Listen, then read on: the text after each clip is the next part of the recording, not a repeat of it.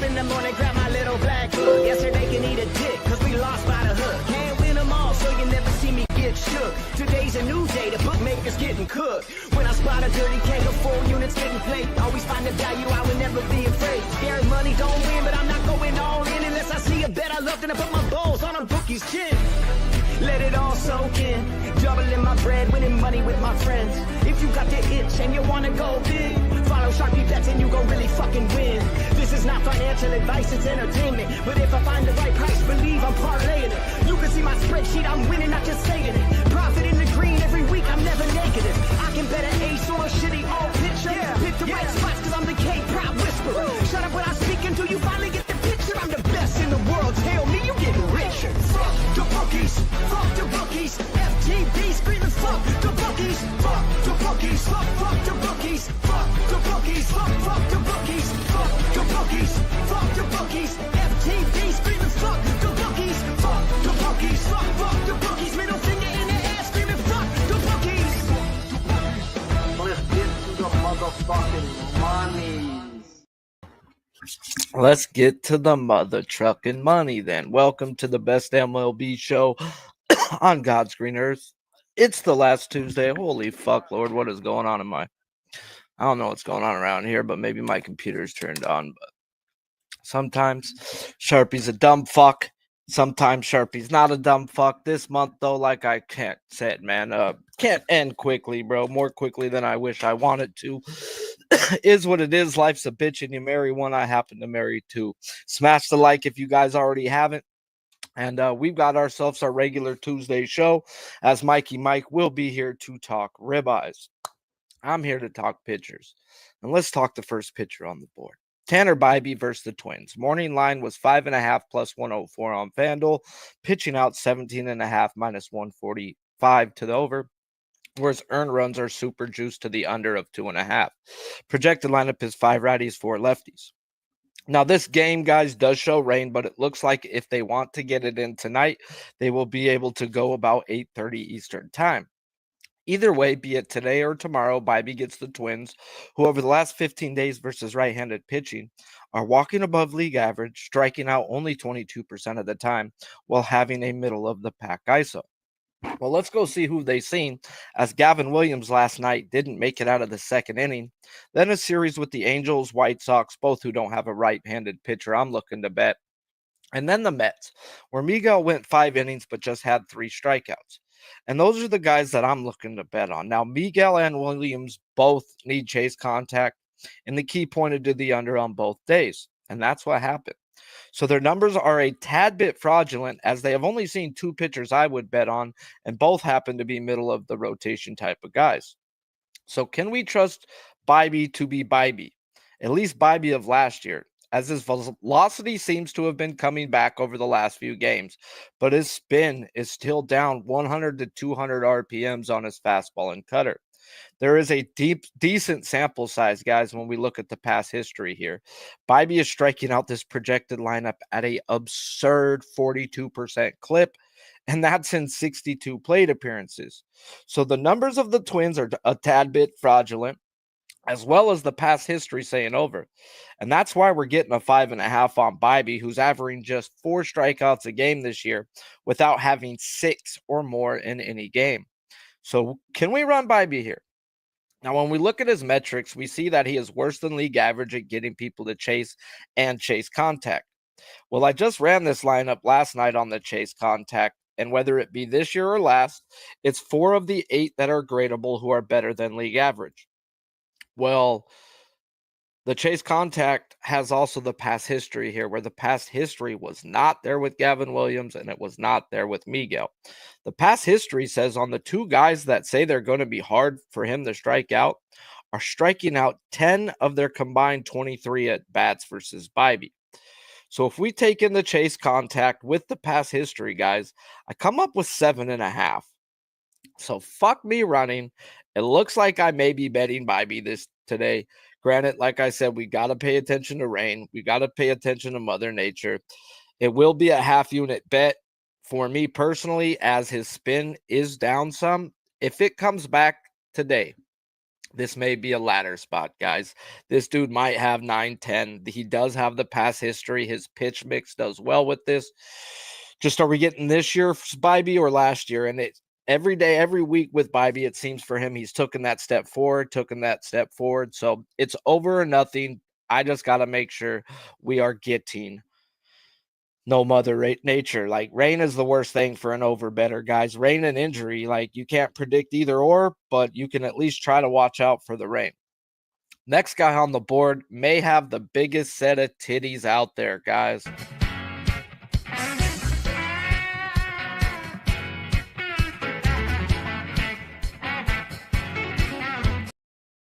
Hey, bro, and no, not saying we don't like titties. Sharpie may have been on some titties so far this year, but it ain't worked out.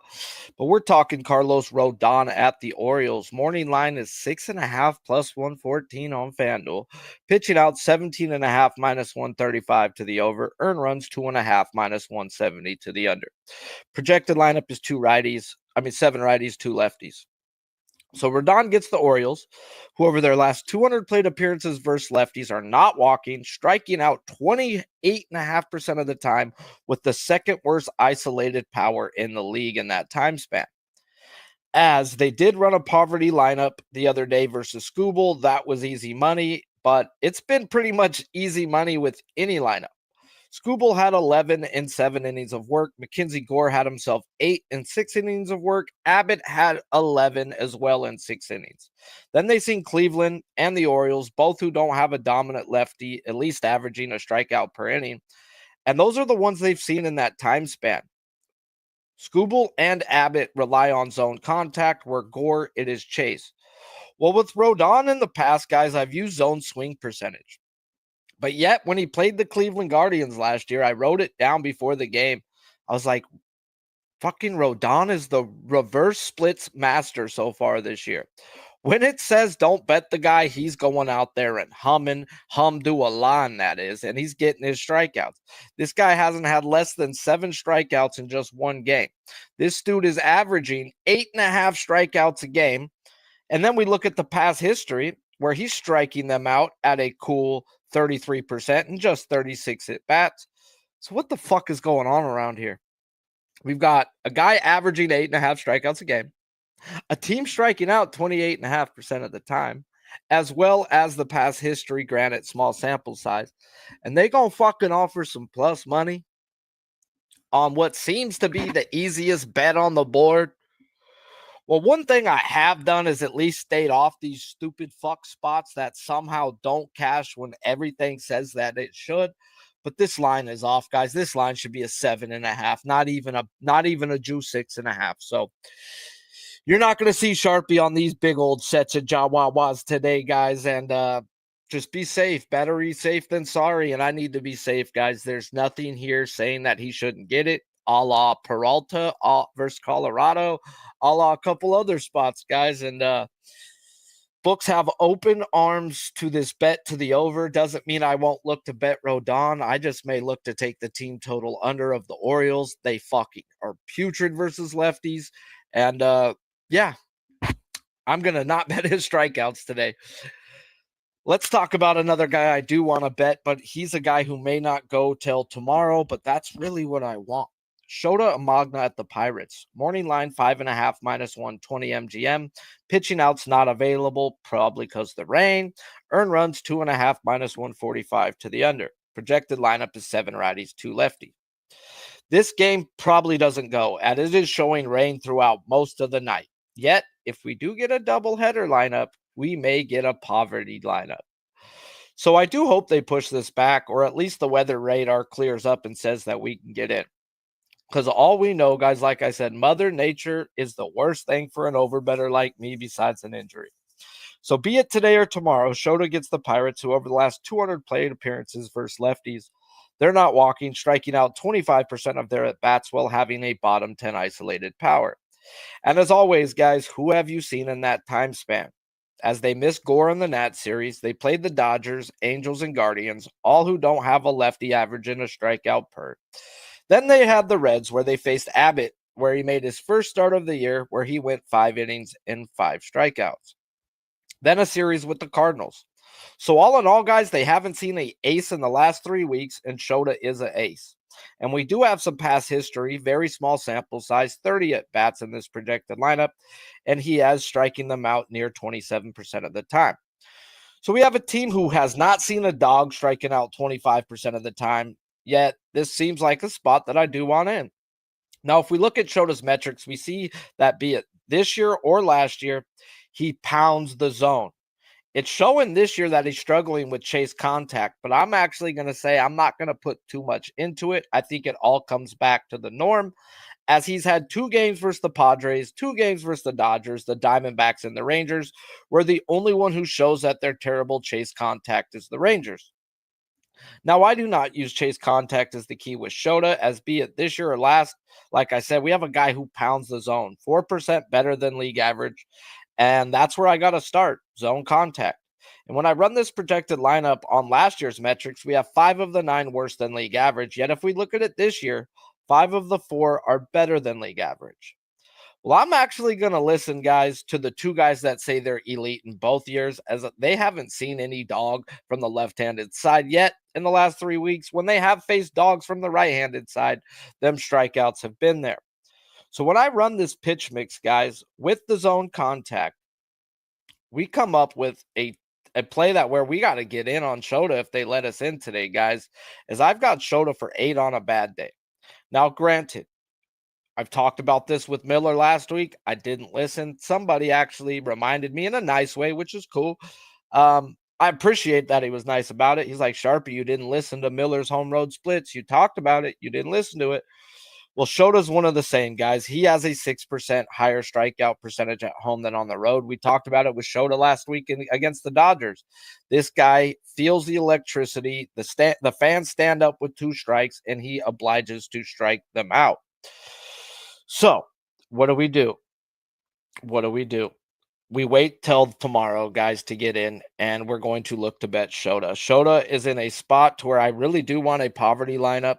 I think we get a poverty lineup in a doubleheader, and I'll be looking to back him. I can't go more than a half unit because he is on the road. I need to start paying attention to the splits. Yes, I can't go all in if he's on the road. When he's at home, I'll look to go all in. They've shown us a tendency over years, guys. Granted, this is a year and a half, but it is what it is till it ain't. Do me a favor, guys. If you like what you hear, and smash the like button. If you're new to this channel, please hit the subscribe button as well. Here we go. On to the next guy. Mackenzie Gore at the Phillies. Fuck me running. I think it might be Mackenzie Gore day. Morning line is 6.5 minus 105 on DraftKings. Pitching out 17.5 at a pick'em. Earn runs 2.5 minus 150 to the over. David. I need to go write a note right now. What does Gore do when he gives up 3 runs?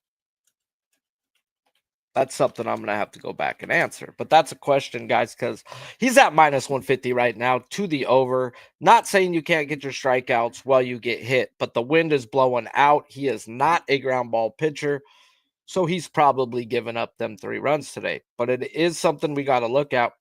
What does his strikeouts look like when he gives up 3 runs or more?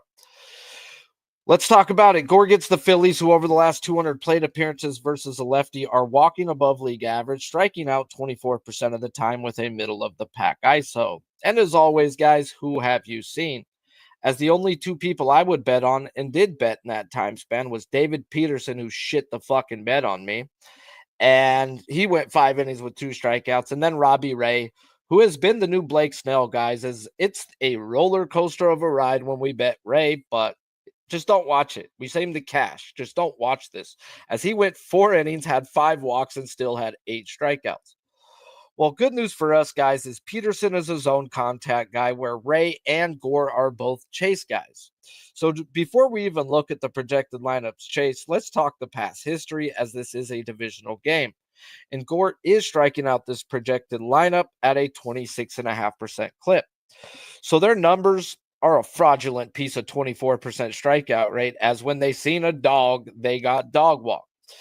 Yet the wind is real, guys, and Gore is a fly ball pitcher with the wind pounding out. So you can give up runs while giving your strikeouts. Those do not correlate.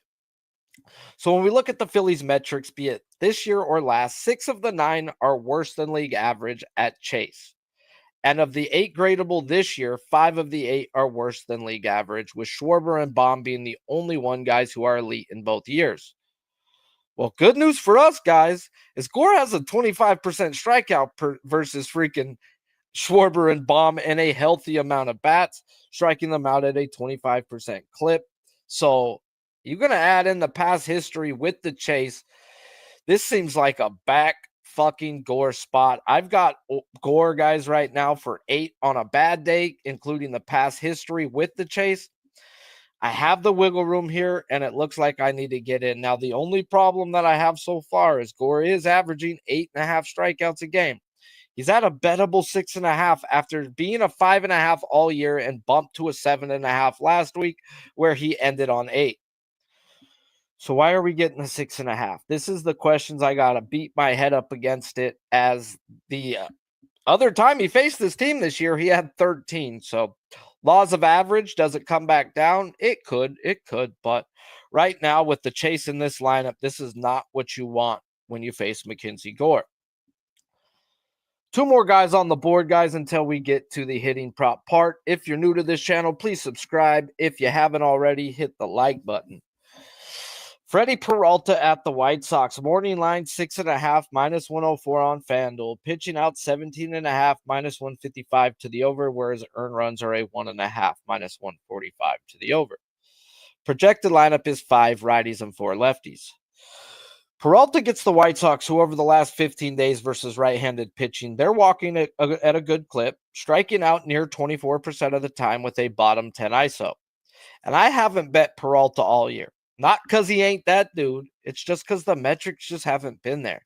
And if we take out the first game of the year, he's averaging just 5.5 strikeouts a game over his last 5. Well, his last 5 has been versus the Royals, Giants, A's, and D-backs, and then a titty capper spot in Colorado where he ended on just 6. Well, the Giants, A's, and D-backs are all better than league average at chase, and I tell you, I'm not going to break down his pitch mix if they don't chase. And yet, he put up an 8-piece on the Royals, who also don't chase. So, the majority of the time, 3-1 to the under on teams that are not chasing.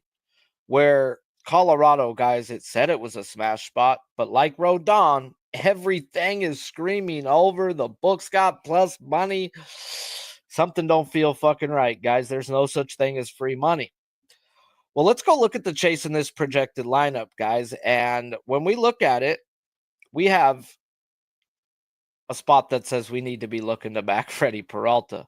Whether it be this year or last, guys, whether it's on this year's numbers, we have 6 of the 9 who are chasing. Whether it's last year's numbers, we have 6 of the 9 who are chasing.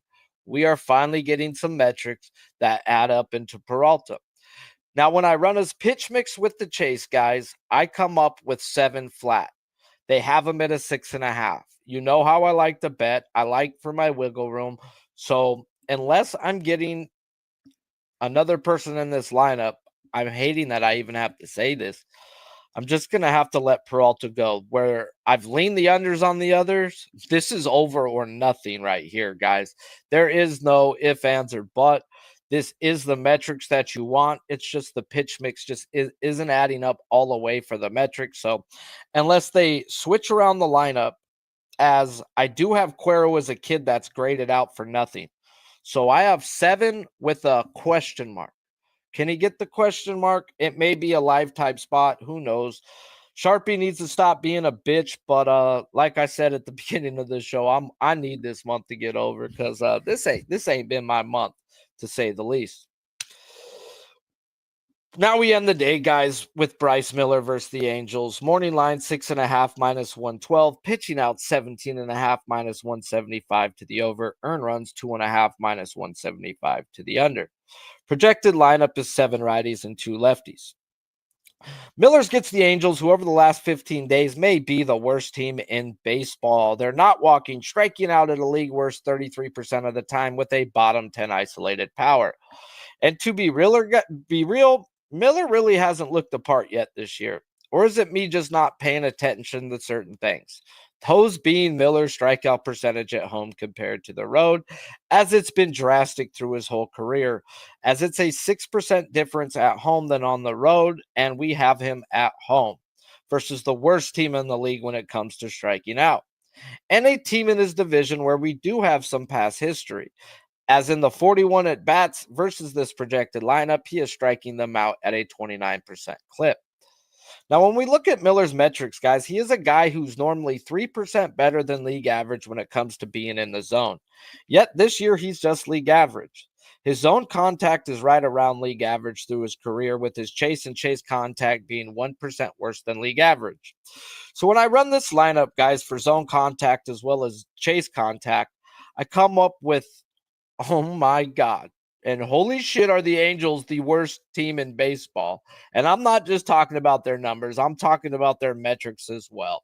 We have 7 of the 9 projected worse than league average at zone contact and chase contact this year. And we have Miller at home. Now we have the books, though, doing what the books have to do in a spot that no one is going to bet the under. Jumping up a strikeout. We have Miller at a 6.5 after averaging just 5 strikeouts in his first 5 games. And can we bet him? Now, with Joe Ryan the other day, Joe Ryan also got bumped up. This is going to be a trend when you face a team that strikes out like this. That's why Rodon facing a team that strikes out like this at plus money is a fucking ginormous red flag. The books pay attention to strikeout percentage. The books pay attention to past history. When they don't, we fucking don't then, okay? We need to pay attention to what the books are doing. The books are jumping up Miller and dropping down Rodon. So I couldn't bet Ryan, even though Ryan went over the other day. The metrics didn't tell me it should be bumped up. When I look at these metrics, it says, oh, fuck yeah, you better bump them up. And because of the metrics being there, I have to run the pitch mix. I come up with 8. So I get it, guys. Give me this lineup. I have my wiggle room, and I will be looking to attack the Angels with Bryce Miller. So far, guys, I'm looking to bet Miller's over. I'm looking to bet Bibee over, as crazy as that fucking sounds as well. Rodon is the biggest pair of titties on the board today. Where Shota, I don't think he goes, and that's a really good thing for us, guys, as tomorrow, if they have a doubleheader, we have a chance at getting a poverty lineup. McKenzie Gore, guys, I'm looking to the over as the chase is there. Peralta, guys, so far, it's definitely not an under bet, as we've got 6 guys chasing, be it this year or that. I just need the pitch mix to add up. What else we need to add up, guys, is this motherfucker's units that he cooked up for us on the last show. This is why he be betting them plus monies. 2 and 2 wins you a day. 3 and 1, you have a real good day. And God knows, like my man does, guys, this fool be fucking 2 picking them all together. So when you have a day like that, you really do have a day.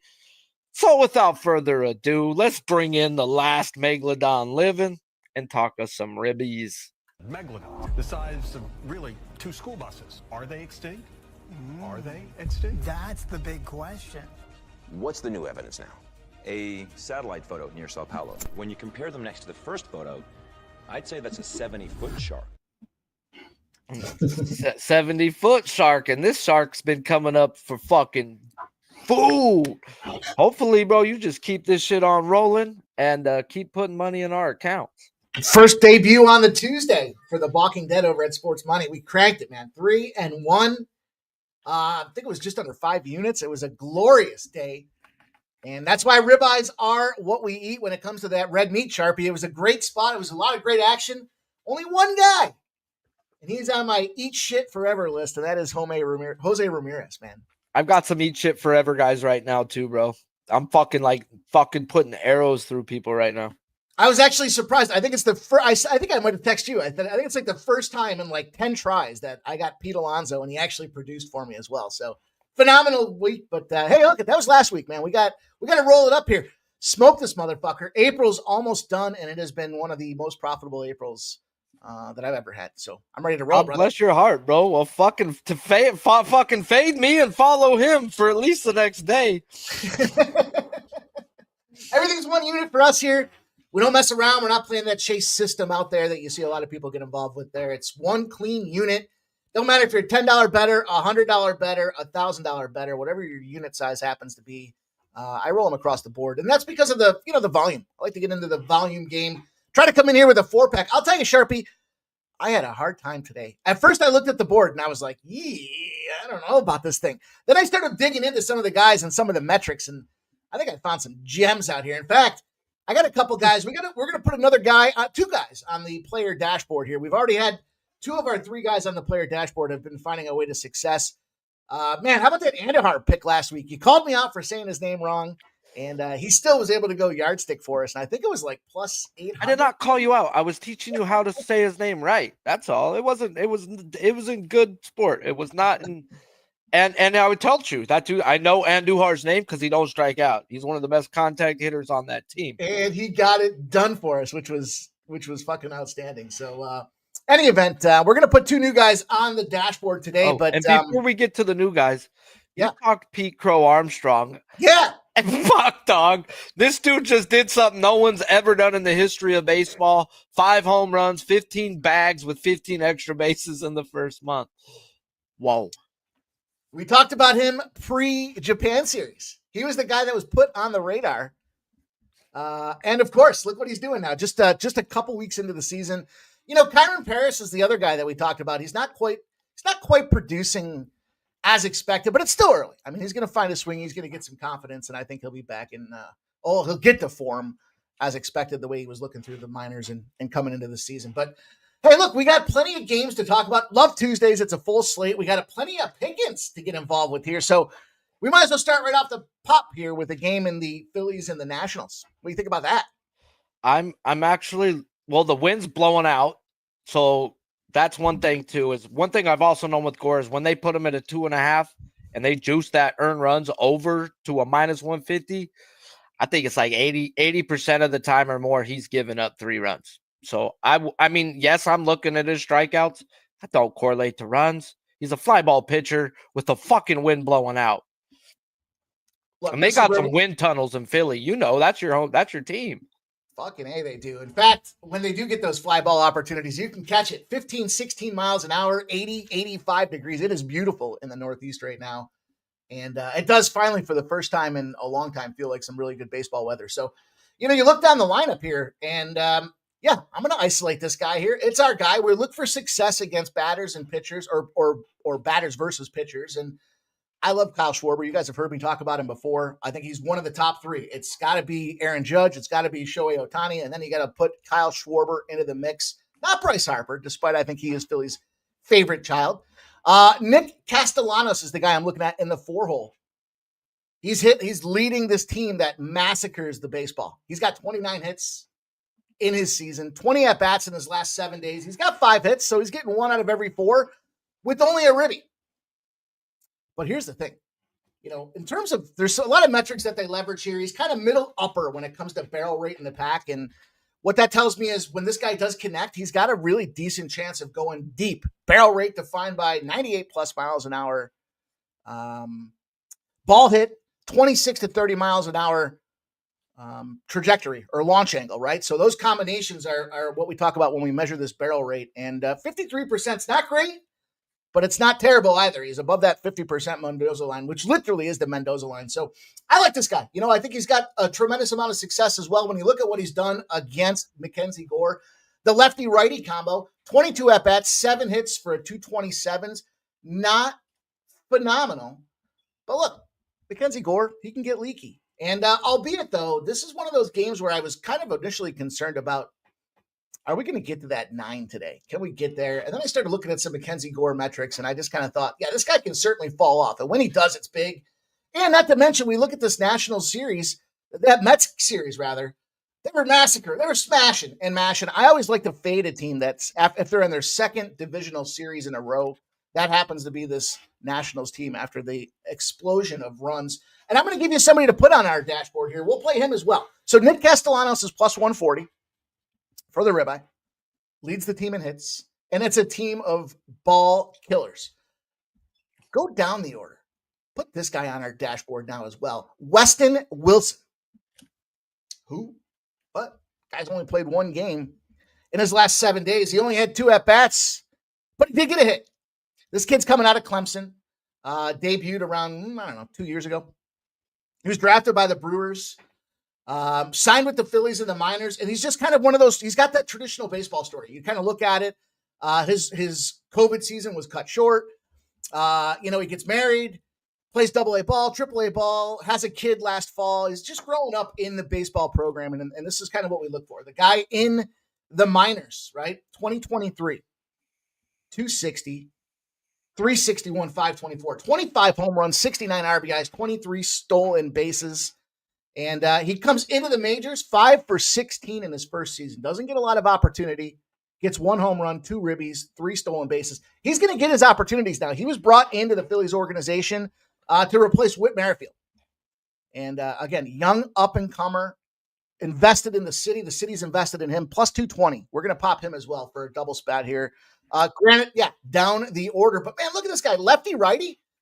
He's leading the charge. I talked about this team of murderers that crush the baseball. And if you look at the lefty-righty combo, nobody on the Phillies is hitting the ball better than Weston Wilson. Small sample, 44 at-bats, but he's maxing a 341. He's found a way to generate 6 RBIs on top of that thing. Closest guy to him, Trey Turner at 303, and then there's Kyle Schwarber at 300. So he's clearly got a half a point advantage out there. So put Weston Wilson on the list at a plus 220 for us as well. Something that I wrote down while you were talking, you talked about how good Schwarber's been. Schwarber has always been a guy who's got better as the season has gone. Second halves have always been his best. Maybe worth an MVP look, dude. If he's going to start off like this and carry on his projected what he's done every other year, he's usually sucks ass in April. Like, look at his Aprils, bro. It's like, oh, God. Kyle, maybe it's them actually moving him around, actually. Like, yeah, he leads off versus righties. He's not leading off versus lefties no more. That's the big difference this year. So Preston Wilson is definitely a guy who's a very big free swinger. He can whiff, but like you said, when he connects, it's going. When you're a free swinger, when you connect, it goes. So definitely like both of those spots. And Castellanos is a metrics whore bag. Everything says he should be fucking striking out every time he faces him, but yet he's only struck out 3 of 22 times. What? Sometimes it just blows my mind when you look at stuff and it makes absolutely no sense. You know what it is? If you're the pitcher, you got killers surrounding this guy. And, he doesn't, on an average team, he might be, upper third. And he kind of falls in the middle with this Phillies team because of, the guys like Harper and Schwarber. So if you're the pitcher, at some point you just need to take a breath because you got these big dudes out there mind fucking you as you're trying to prevent them from smashing it yard. And then up comes Castellanos and boom, he smacks in the yard. 4-hole now, bro, and versus lefties. They're tripping out, dude. Remember 2 years ago, this dude couldn't hit a baseball chased everything and anything, just free swinging everything, bro. But we got 2 spots in a spot where the wind's going out. I freaking don't hate it. It matches up with what the books are saying. They've got Gore's runs at a 2.5, minus 150 to the over for a reason. I got a couple more for you guys here. So we're putting Weston Wilson onto our dashboard of young players, trying to build a stable of guys that we can reach out to when we need some big scores or when things get a little dry here. I got to go Cardinals Reds game, 14 miles an hour wind as well. Granted, Great American Ballpark here. Brady Singer, Miles Mikolas. I'm not getting involved in the Mikolas game here. I'm going to roll way down this list, though, because I'm looking at, of course, look at Ellie De La Cruz, probably the most consistent guy over his last, 20 at-bat appearances, 20 plate appearances. The guy's 20 games. I mean, he's just making solid contact, and he does have a ton of success against Mikolas here with a 364 batting average, 11 at-bats and 4 hits. But look, go down this list. Go all the way down. Now, he's got Gavin Lukes out there, the lefty, of course. This guy's been killing it as well. One of the most accomplished guys in the last 2 weeks of baseball when it comes to just solid contact. Some of this is skewed because they had some games where they were popping up. What they have, 25 runs that one game. That being said, though, go down to 7 and look at Spencer Steer. 12 at-bats, 6 hits, 4 ribbies against Mikolas. He's got a 500 out there. And the thing I like about this guy here, couple things. I mentioned Lukes with his on-base percentage, right? Leading the Cincinnati Reds with his OBP. They priced him for his RBI at plus 170. Spencer Steer comes in at plus 150. Do the books know something sitting down here in that +7 hole? 84 at-bats. He's generated 15 hits and 8 RBIs. Now, on the surface, you might go, but look at his last 7 days, 20 at-bats. 4 of those 8 RBIs have come in his last week. And I mentioned earlier barrel rate. I didn't just bring it up as a fluke. This dude's got a 58% barrel rate.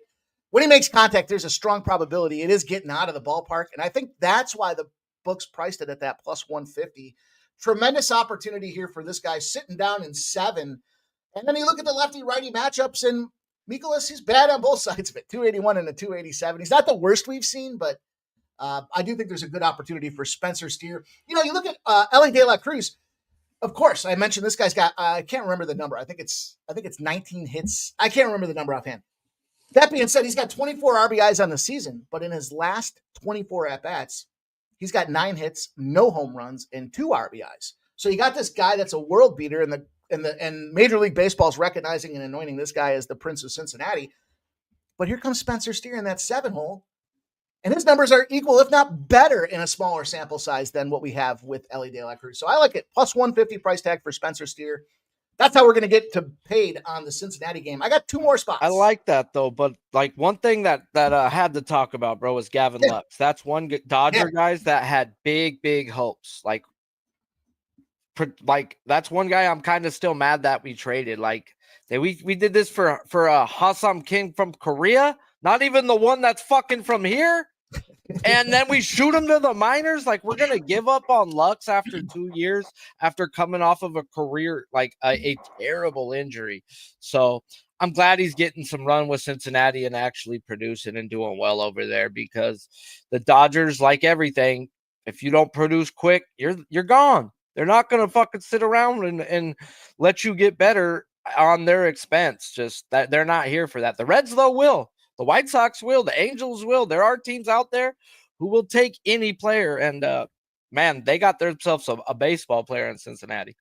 You know what will happen with this guy, too, is he'll probably end up getting traded away from Cincinnati. And that next team that he lands on, he will be the guy like not quite a Bryce Harper, but maybe in that Castellanos spot there, where he just starts smacking the ball and he's got the confidence. It's got to be nerve-wracking when you're stuck in a lineup with Freeman, Ohtani, Mookie and you're Betts. told to produce. Right. And then if you get cold, guess what happens? It gets ice cold. And you put them over in a team like Cincinnati.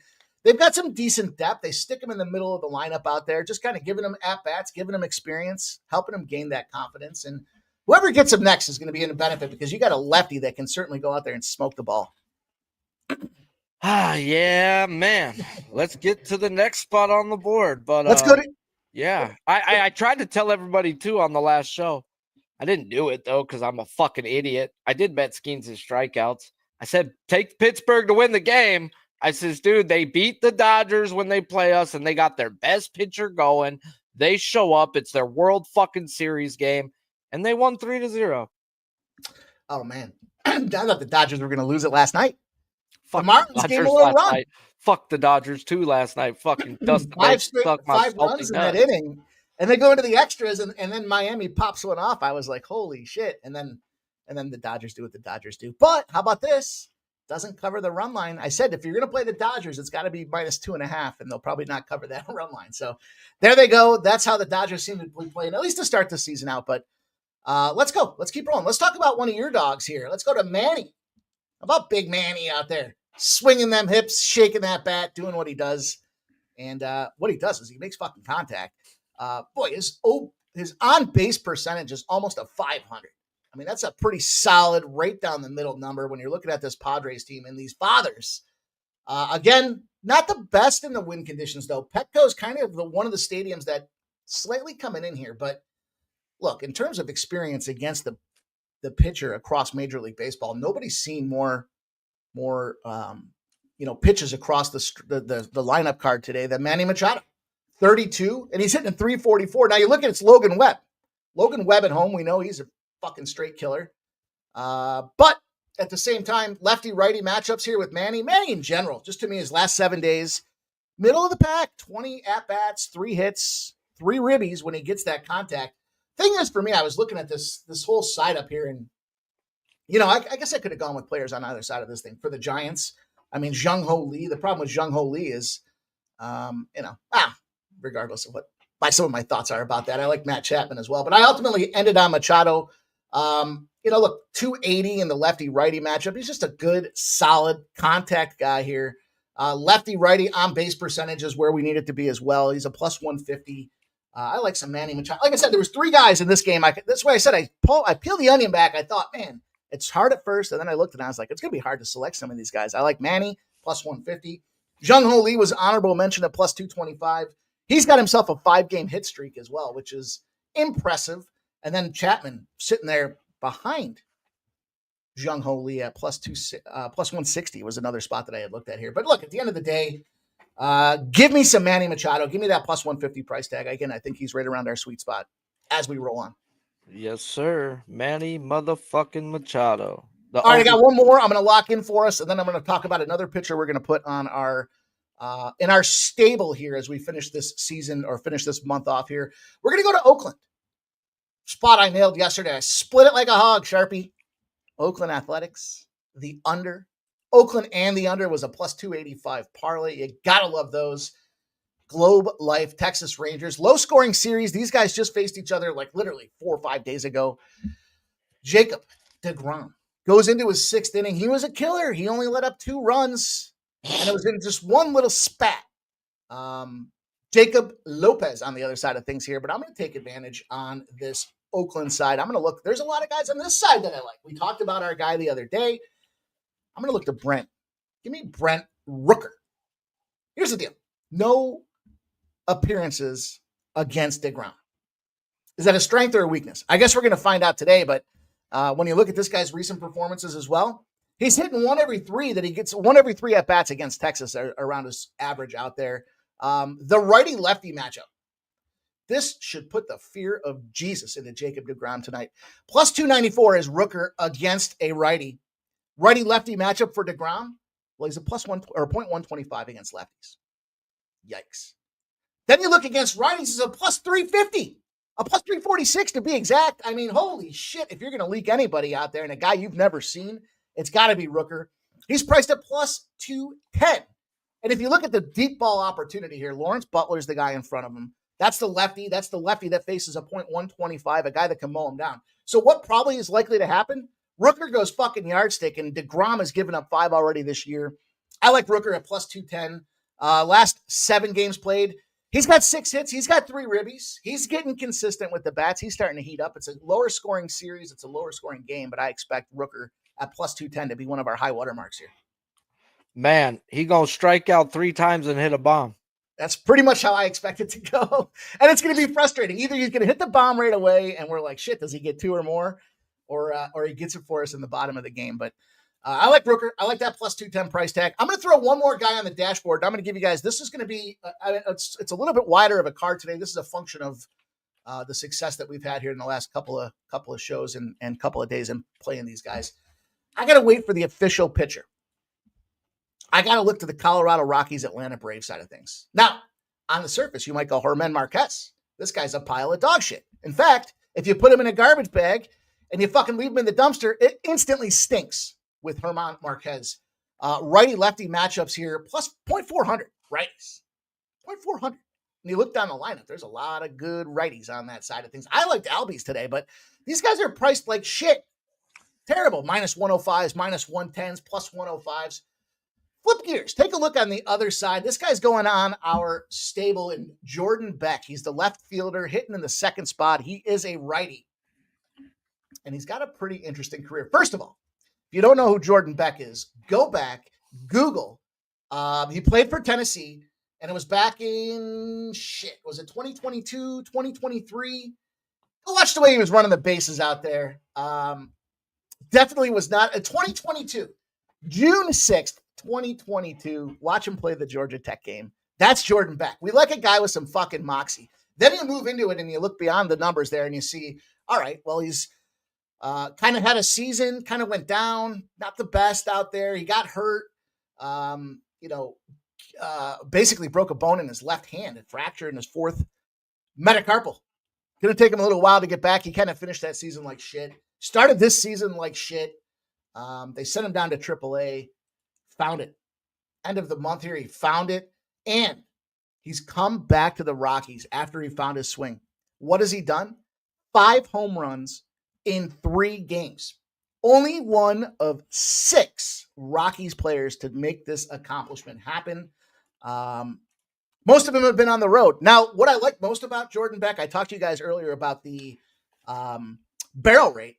How about the fucking pull rate? This guy ranks amongst the top. Again, small sample, but his pull rate is unbelievable. And that basically means, how frequently does the batter pull the ball to the side that they're hitting?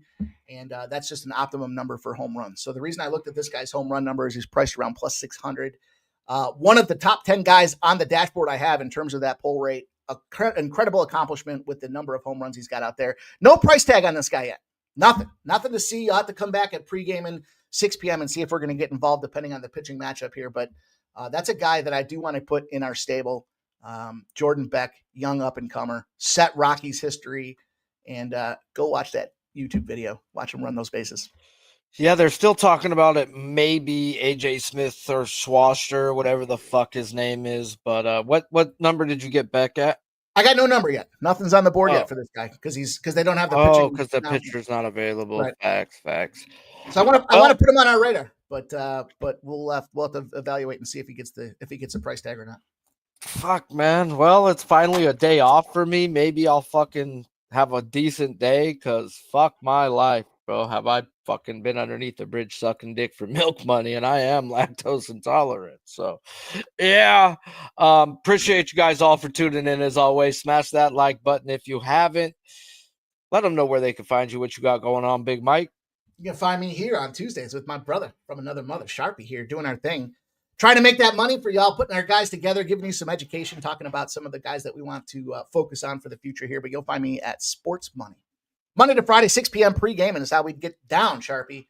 And we've been on an incredible run this month, so tune in tonight. Let's see if we can't finish April strong. Appreciate you. Yeah, let's keep it rolling there, bro. April strong. Well, I like to say April could suck my dong. But May's coming up, and that's my birthday month. So, yeah, fuck all them mothers out there. It's my month. It ain't Mother's Day month.